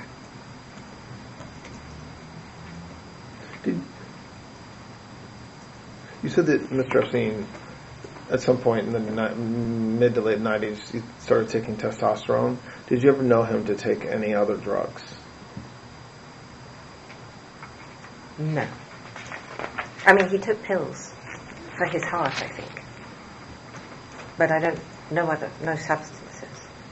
What do you know anything about his heart condition? I know we talked about this at 9:45 this morning, but do you know anything about his heart condition beyond that you understood he had a heart condition that affected his ability to have sex?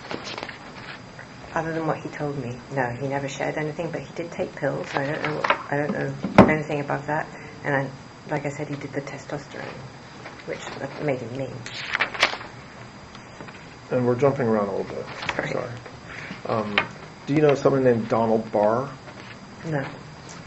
He is, I can represent to you, was a former headmaster of the Dalton School, which you mentioned earlier. All right. Do you remember any conversations with Mr. Epstein about a book that Mr. Barr wrote called Space Relations? I've never heard of that. About aliens and sex? No. Do you know whether, well, have you ever met the former Attorney General of the United States, Bill Barr? No. Do you remember whether Mr. Epstein knew him or whether his name ever came up in conversations you had with Mr. Epstein? I don't recall any.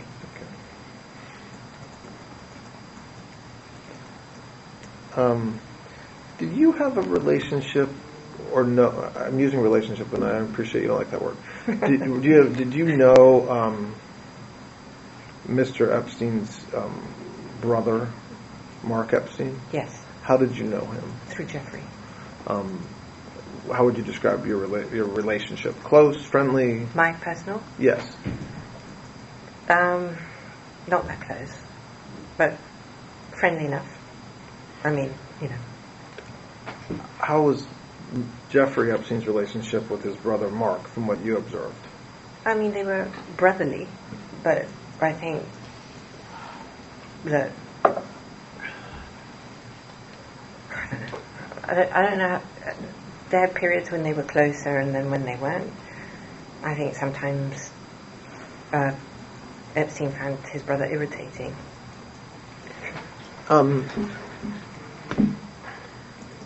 And I think I know the answer is given what you just said about Bill Barr, but did you ever hear any from Mr. Epstein or anybody else that Bill Barr had any role in Mr. Epstein getting a good plea deal in Florida, or any role in that process with Mr. Acosta?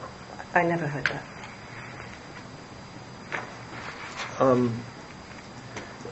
I think you said this in an interview, but if I'm wrong, forgive me.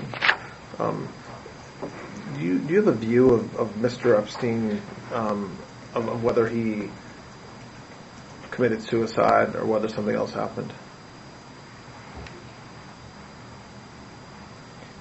Can we take a break? Take a break? There? Yeah, sure. Yeah, we can take a break. Yeah, sure. Actually, it's a good time to take a break anyway, because this will be the last one of the day. All right, so we're going to take a break at it's 2:53, Thursday, July 24th. We are continuing with the recorded proffer of Ms. Maxwell. The time is now 3:10 p.m., Thursday, July 24th. My colleagues alerted me to a couple questions I think I may have forgotten to ask you. One is... 34, 34, 34, 34, 34, 34, 34, 34, 34, 34, 34, 34, 34, 34, 34, 34, 34, 34, 34, 34, 34, 34, 34, 34, 34, 34, 34, 34,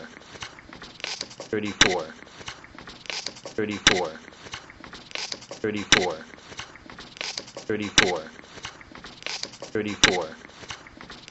34, 34,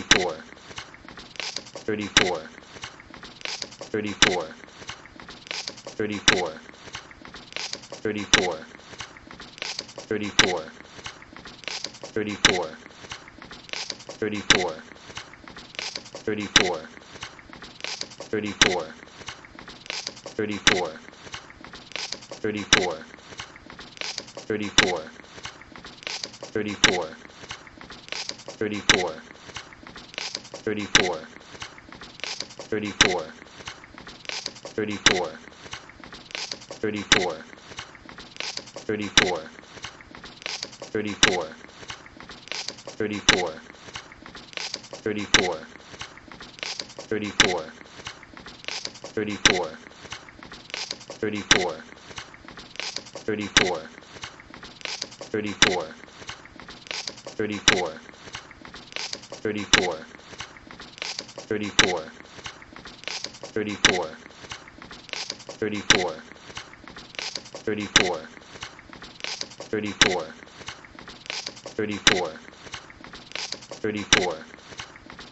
34, 34, 34, 34,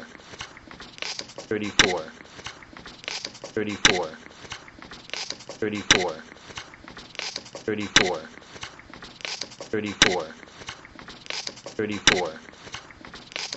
34, 34, 34, 34,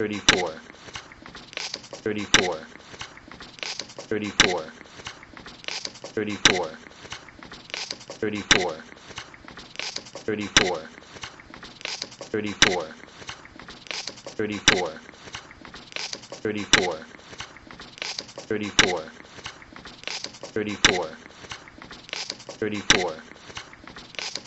34, 34, 34, 34, 34, 34, 34, 34, 34, 34, 34,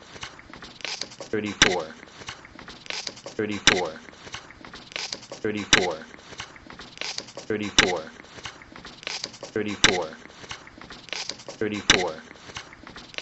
34, 34, 34, 34, 34,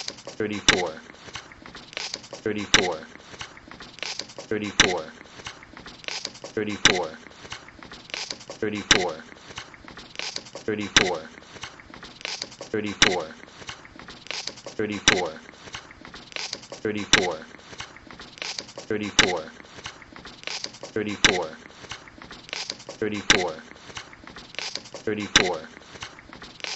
34, 34, 34, 34, 34, 34, 34, 34, 34, 34,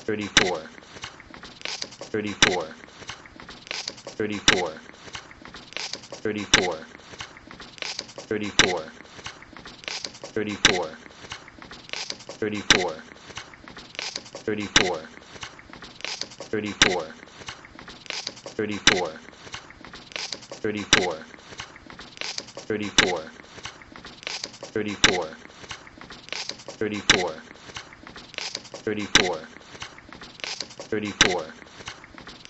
34, 34, 34, 34, 34, 34, 34, 34,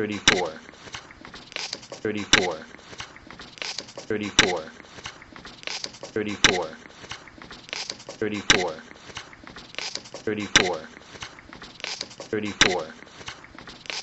34, 34,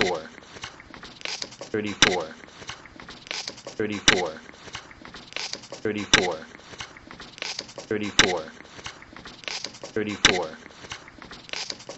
34, 34, 34, 34,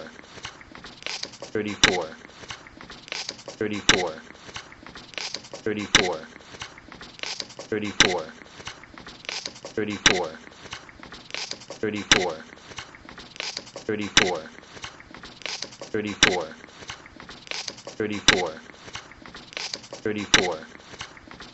34, 34, 34, 34, 34, 34, 34, 34, 34,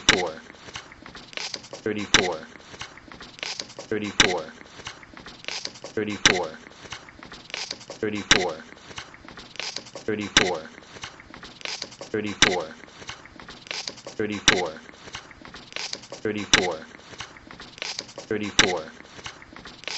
34,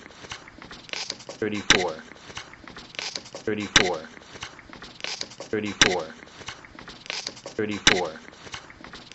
34, 34, 34,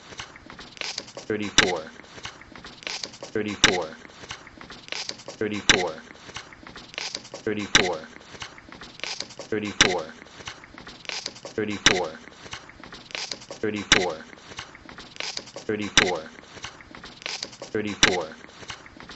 34, 34, 34, 34, 34, 34,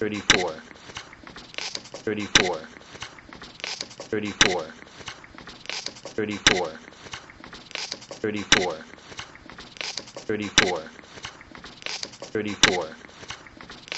34, 34, 34, 34, 34, 34, 34, 34, 34, 34, 34, 34, 34,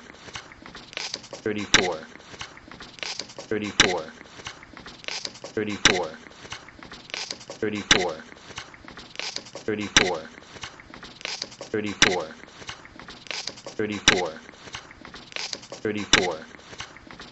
34, 34, 34, 34, 34, 34, 34, 34, 34, 34, 34, 34, 34, 34,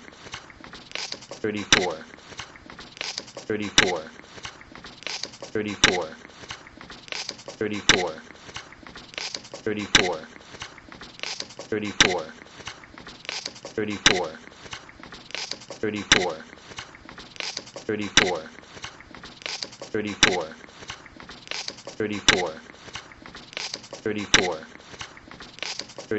34, 34,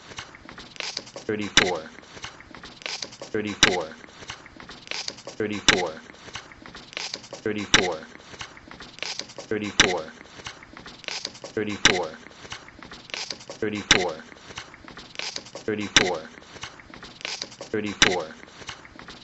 34, 34, 34, 34, 34, 34, 34, 34, 34, 34, 34,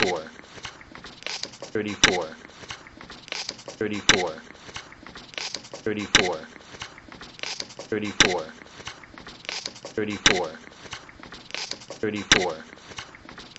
34, 34, 34, 34, 34, 34, 34, 34, 34,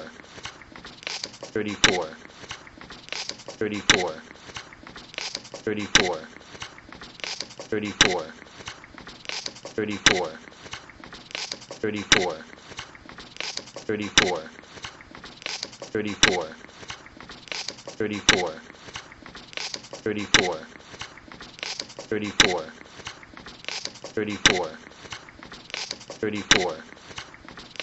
34,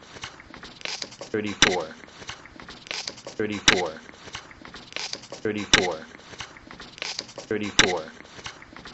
34, 34, 34,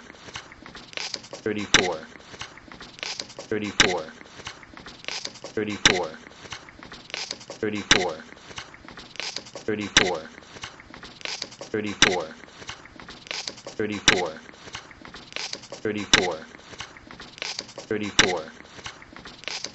34,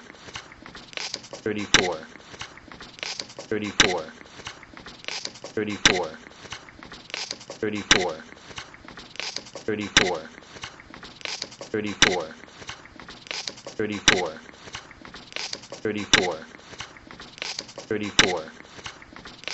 34, 34, 34, 34, 34, 34, 34,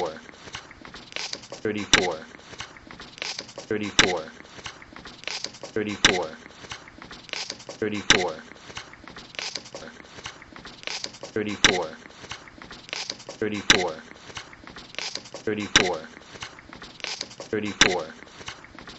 34, 34, 34, 34, 34, 34, 34, 34,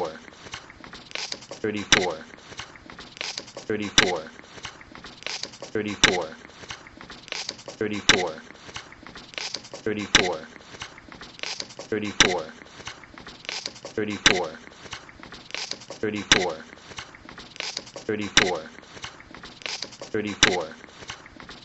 34, 34, 34, 34, 34, 34, 34,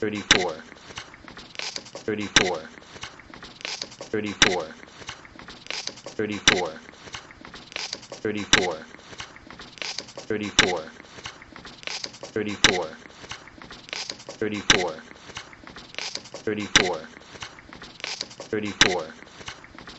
34, 34, 34, 34, 34, 34, 34, 34, 34, 34, 34, 34, 34, 34, 34, 34, 34, 34, 34, 34, 34, 34, 34,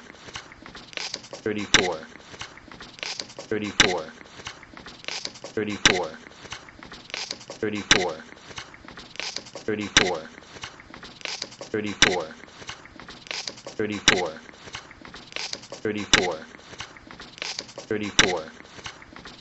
34, 34, 34, 34,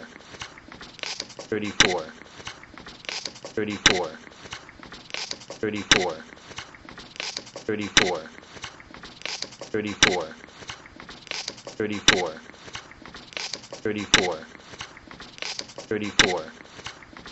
34, 34, 34, 34, 34, 34,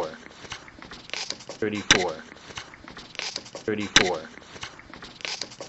34, 34, 34, 34, 34, 34, 34, 34, 34, 34, 34, 34, 34,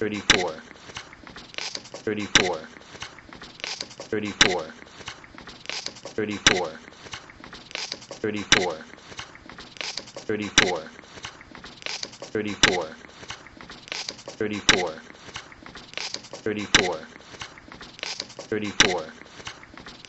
34, 34, 34, 34,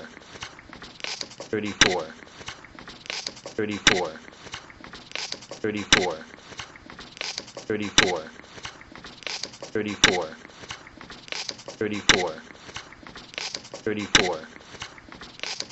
34,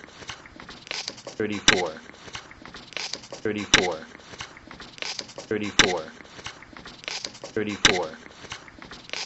34, 34,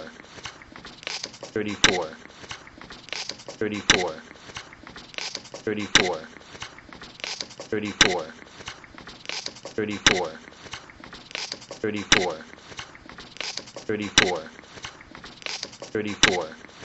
34, 34, 34, 34,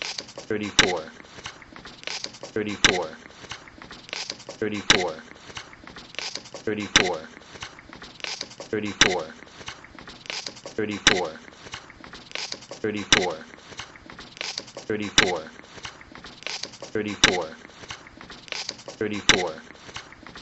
34, 34, 34, 34, 34,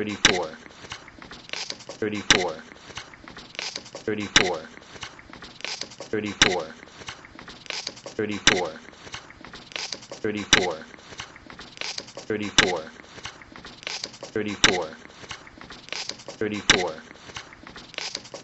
34, 34, 34, 34, 34,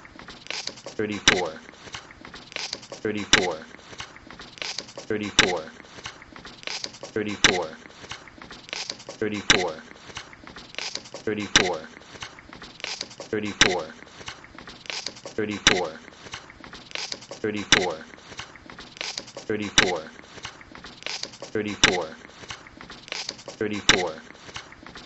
34, 34, 34, 34, 34, 34, 34, 34, 34, 34,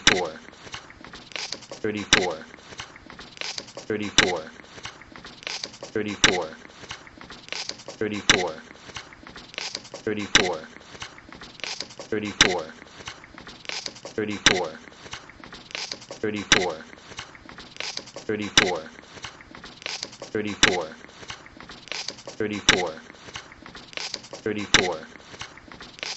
34, 34, 34, 34,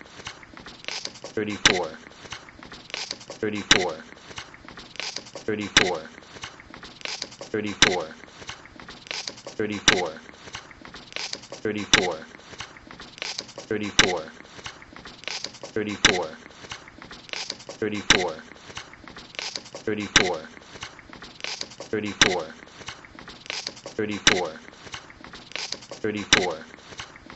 34, 34, 34, 34, 34, 34, 34, 34, 34, 34, 34, 34, 34, 34, 34, 34, 34, 34, 34, 34,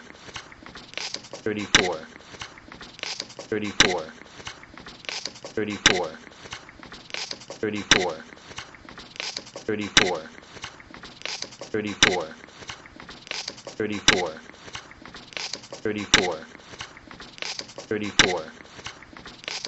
34, 34, 34,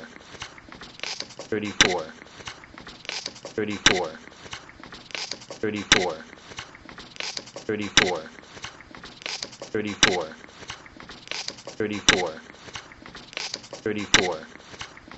34, 34, 34, 34, 34, 34,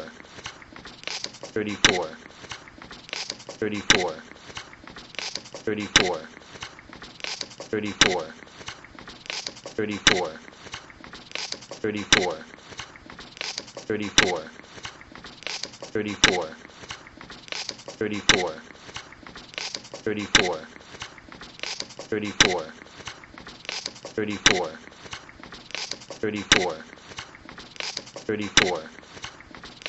34, 34, 34, 34, 34, 34, 34,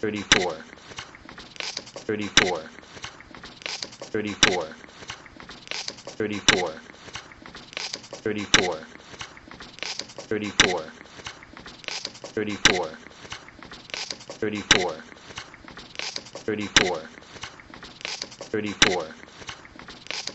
34, 34, 34, 34,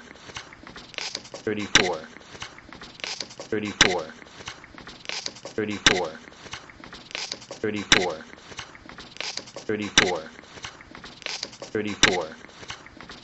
34, 34, 34, 34, 34, 34, 34,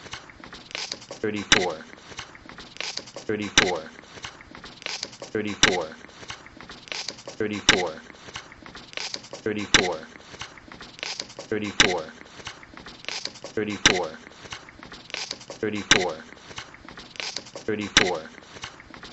34, 34,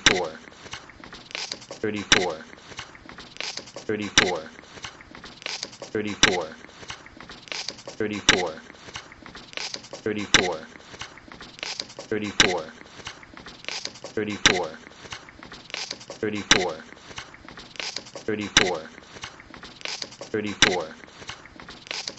34,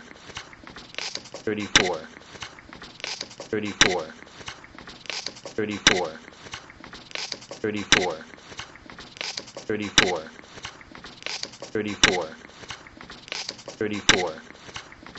34, 34, 34, 34, 34, 34, 34, 34, 34,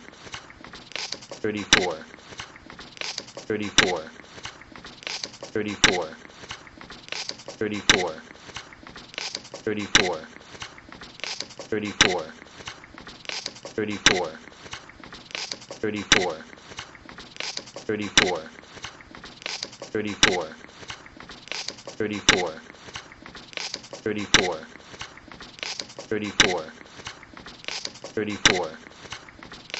34, 34, 34, 34, 34,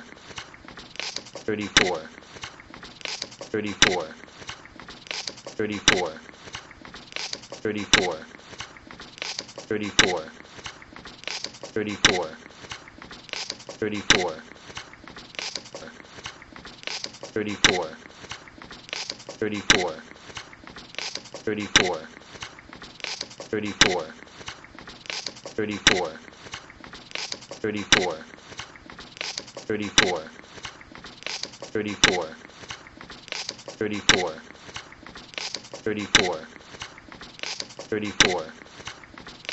34, 34, 34, 34, 34, 34, 34, 34, 34, 34, 34, 34, 34, 34, 34, 34, 34, 34, 34, 34, 34, 34, 34, 34, 34, 34,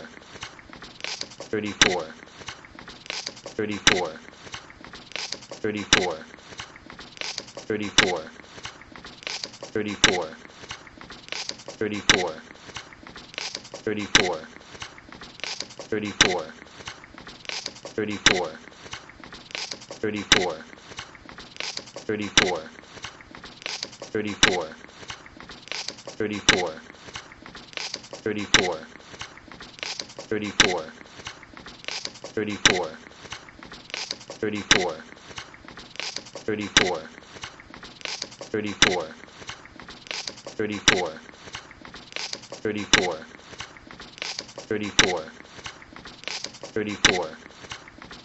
34, 34, 34, 34, 34, 34, 34, 34, 34, 34, 34, 34, 34, 34,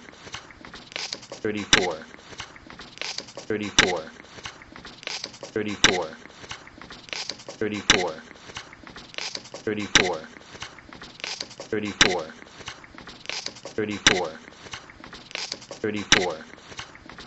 34, 34, 34, 34,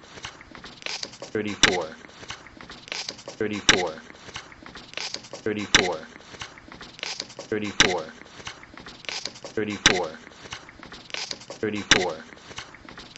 34, 34, 34, 34,